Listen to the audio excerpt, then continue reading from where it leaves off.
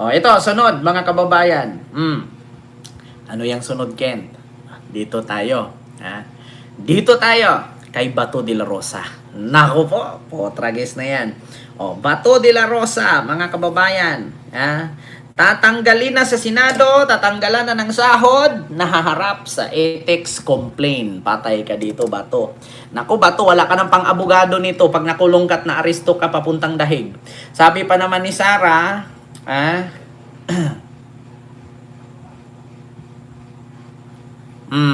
Sabi pa naman ni Sara, mga kababayan, maghanda na daw kayo ng abogado kay makukulong na daw kayo doon. Eto, mga kababayan, nasaan na ba si Bato? Hanapin natin, ha. Saan na ba yan si Bato? Bato. Ito na, mga kababayan. May ads lang. Naku, patay ka dyan, Bato. Yes, Asher.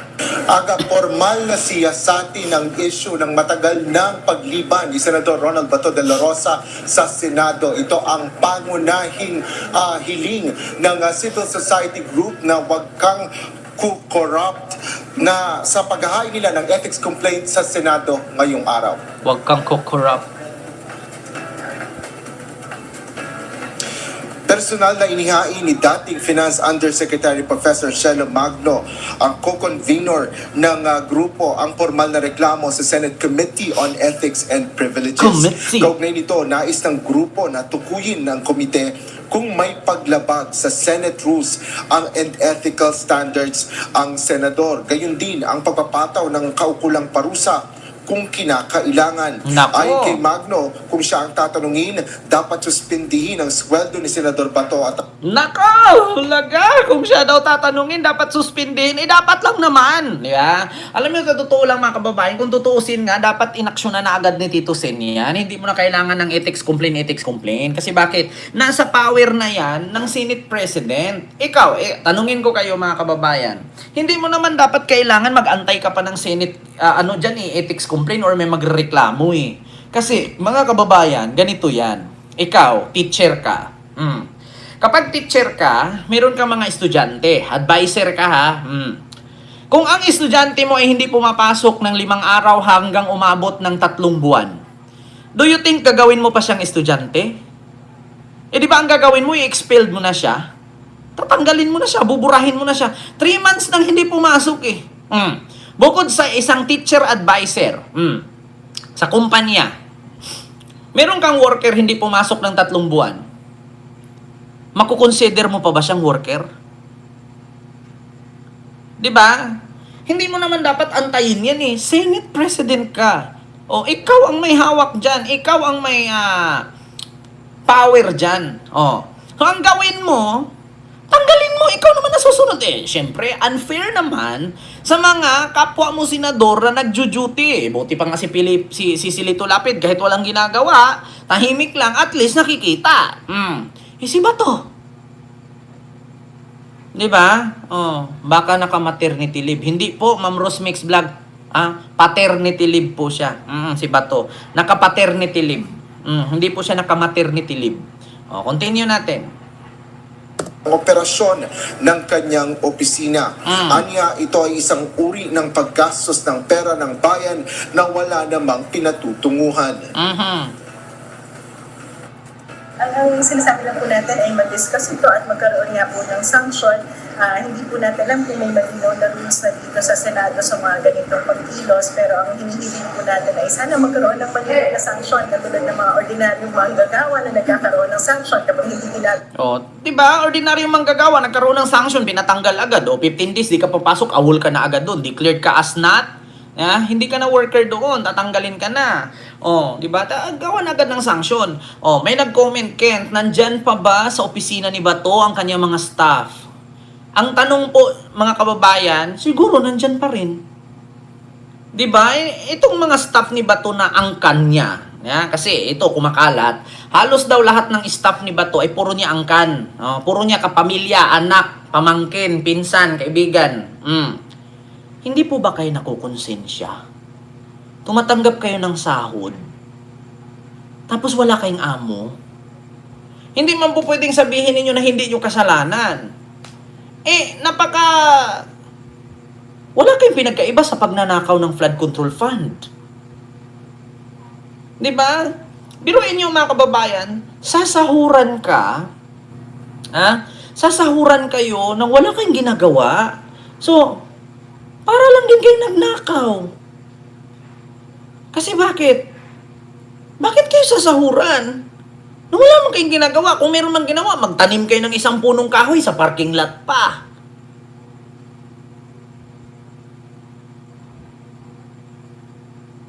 Di ba? Wala kayo, para kayong niloloko nyo yung taong bayan. Sinasahuran kayo na wala, di para kayong dyan, ghost employee, para kayong nagpipirol dyan na wala namang ginagawa.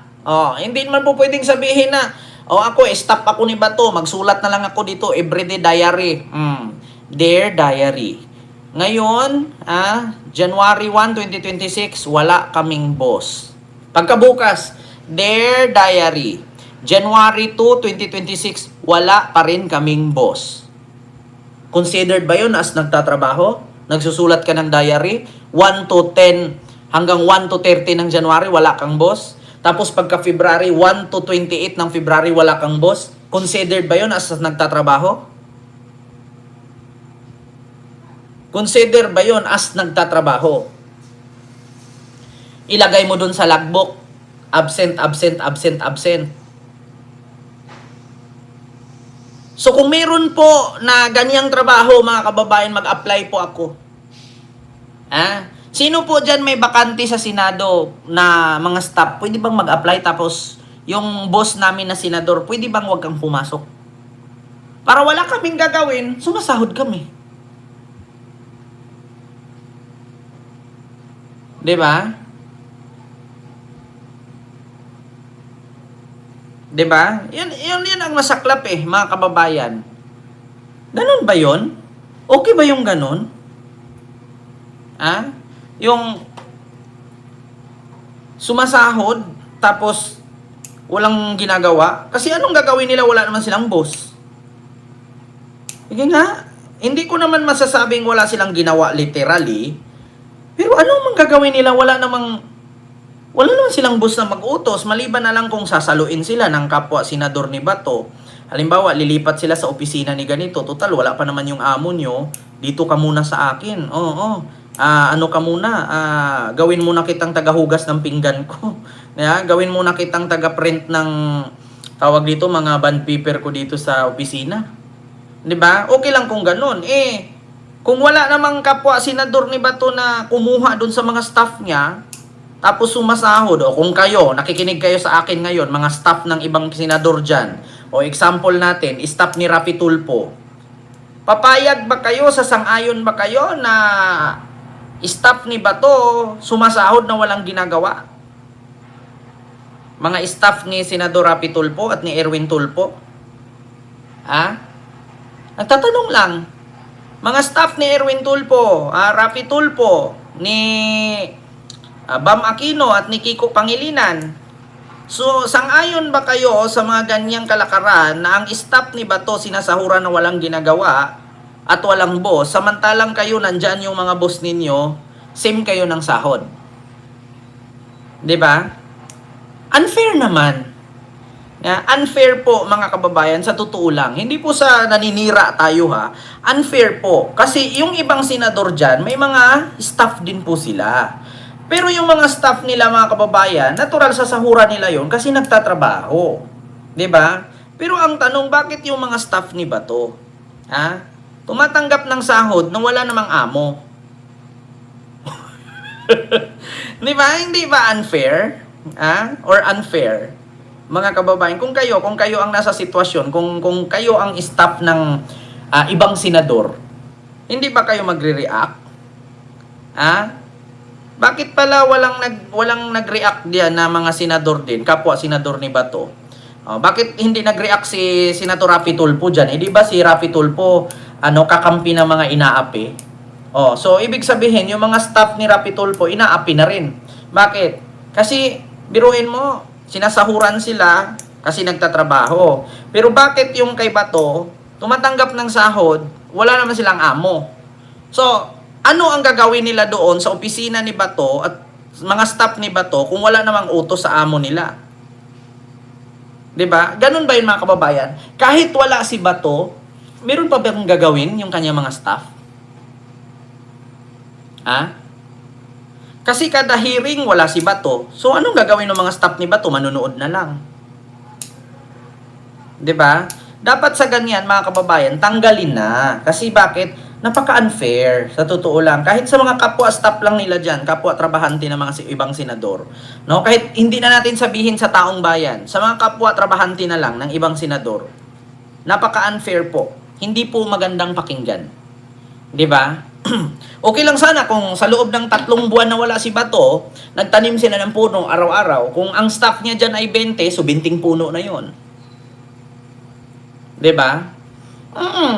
Kung nakailang araw ka doon, sa isang araw 20 ka puno. Hindi nga lang 20 ka puno matanim mo sa isang araw eh. Kasi bakit? Kung ang duty mo alas 8 hanggang alas 3 ng hapon, 8 hours. So sa 8 hours imposible makatanim ka ng puno, isa lang. 'Di ba? Hindi talaga patas, mga kababayan. Unfair, sa totoo lang. Kaya tama lang. Ang trabaho, dapat po nag-apply din yan sa mga leader natin sa pamahalaan.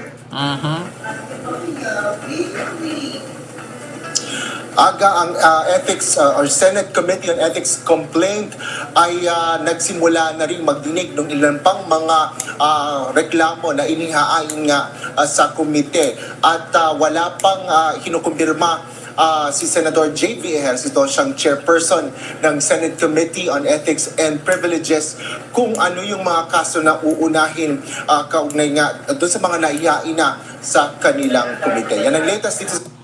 Yan din ang mahirap mga kababayan eh. Si Chis Escudero nga, finailan ng ethics complaint. Hindi nga gumalaw si J.B. Ejercito eh. Kaya nga pinutakti siya eh, binabash siya sa social media eh. Kasi katagal-tagal na pala nung complaint ni attorney, ano ba yon? No? Yung nag-file ng complaint na ethics complaint kay Chis Escudero pero hindi pala inasikaso ni J.B. Ejercito. Yan din ang mahirap, pinagkakampihan kasi sila dyan sa Senado eh. 'Di ba mga kababayan? Kaya masasabi talaga natin unfair. Si Chis Escudero, finailan ng ethics complaint. Wala naman lang tayong narinig na nag-hearing ng ethics complaint si J.B. Ejercito. So dapat, Senator J.B. Ejercito, aksyonan mo na agad yan. Kasi ayan finail na agad ni, Shelo Magno, no? Itong ethics complaint ni Bato na sana tanggalan daw ng sahod or kung ano pang mga sanction na dapat ipataw dyan kay Bato kasi unfair naman, 'di ba? Kung ako kay Bato, mag-resign na siya. 'Di ba? Tignan mo, 'di ba Sir Henry, naglaho yung complaint ni attorney, ano ba 'yon? Yung nag-file kay Chis Escudero ng ethics complaint patungkol dito sa pagkasangkot sa flood control. Naglaho yung complaint. Tapos magugulat tayo nung binash na si J.B. Ejercito, tsaka lang siya nagparamdam na asikasuhin na daw niya, gagawin na daw niya. Wala naman tayo nakikita sa hearing na nag-hearing siya. Di sana nagpatawag siya ng hearing. Wala eh. Di ba? Senado, balik sa'yo. May nag-comment pa, sabi ni Bods Villanueva, parang sa teacher at sa estudyante, pag absent ang teacher, wala din pasok ang mga estudyante, di ba? Ganon. Pag absent ang teacher, pero sa ngayon ma'am, hindi naman po siguro po pwede na pag absent ang teacher, hindi papasok ang estudyante. Kasi marami pong substitute na teacher ngayon mga kababayan. No? Uso na po yung nagsasabi, halimbawa wala yung advisor ng mga student, si principal o di kaya yung subject ni teacher na absent ay pagpaliban muna, pagkabukas na pagkabukas na tatalakayin. 'Di ba? Naku, mga kababayan, mahirap yung ganyan, napaka-unfair naman, 'di ba, sa ating lipunan, yung mga ganyang bagay na Diyos ko. Tapos biruin mo kung sana ganyan, no, pag wala ang amo mo, halimbawa OFW ka, wala yung amo mo tapos walang utos yung amo mo, pero yung sahod mo tuloy-tuloy. 'Di ba? Di sana hindi natin masabing unfair kasi bakit? Kasi sa lahat halimbawa, nagtrabaho ka sa company. Wala yung amo mo. Isang linggo kang walang amo, so isang linggo ka rin walang trabaho, pero sumasahod ka. 'Di ba? So, hindi natin masasabing unfair. Eh, wala eh. Hindi pwede yung ganyan sa company. Di ba? O, Ma'am Sally Rugay, hello po. Oo, unfair talaga. Nakakagigil, di ba, Ma'am Ginger Tea? O, buhusan natin ng initubig yan eh, di ba? Na may, may luya. Hindi naintindihan ang Senado ngayon. Di ba? Nung estudyante ako, pag wala kami teacher, nililipat kami sa ibang section.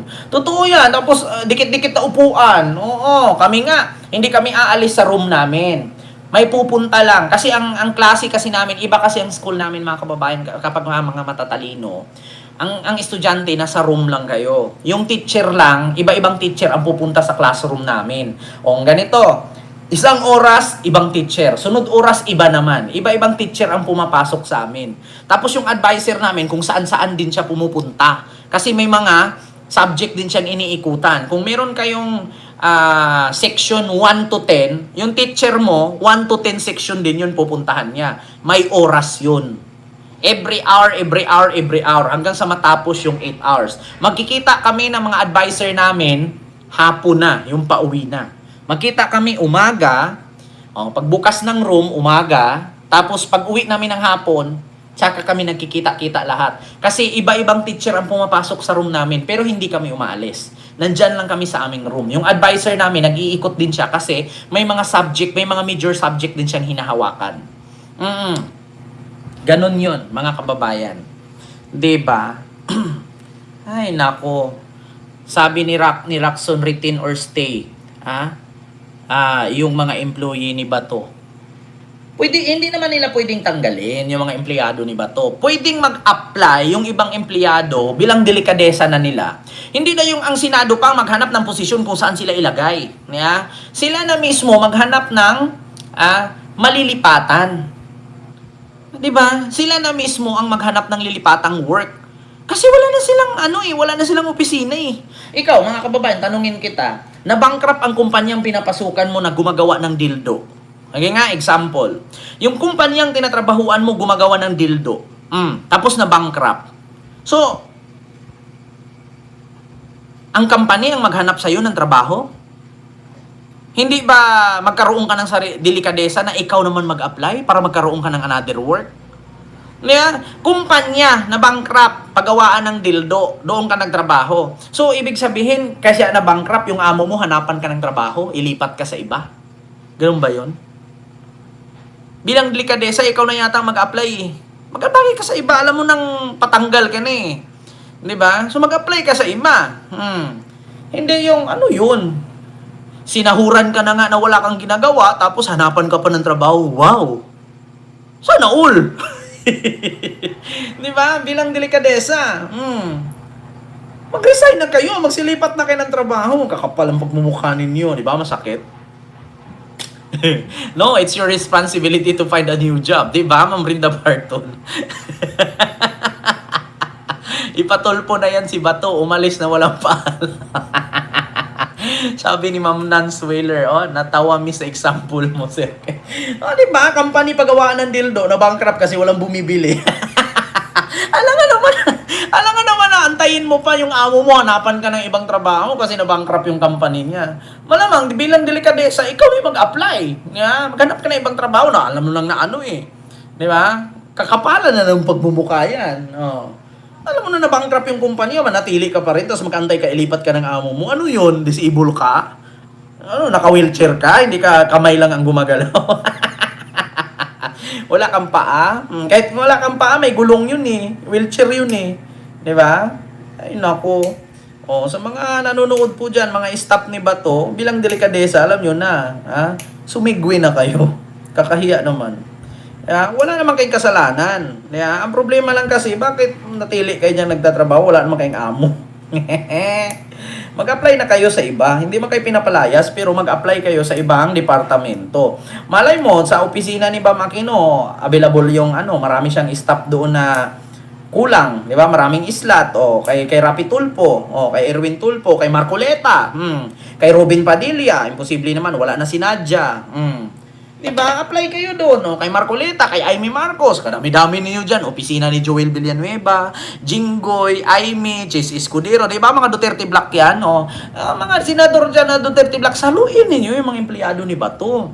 Kasi wala na si Bato eh. Alam naman pagtatanggalin lahat yan, sayang naman. Pag umuwi ng Davao yan, magtitinda na lang ng kwek-kwek yan doon. Oo. Yeah, magtitinda lang yan doon ng tuba. Wala nang trabaho yan. Yeah. So, yun po yun, mga kababayan. Diba? Alam nyo na. Ha?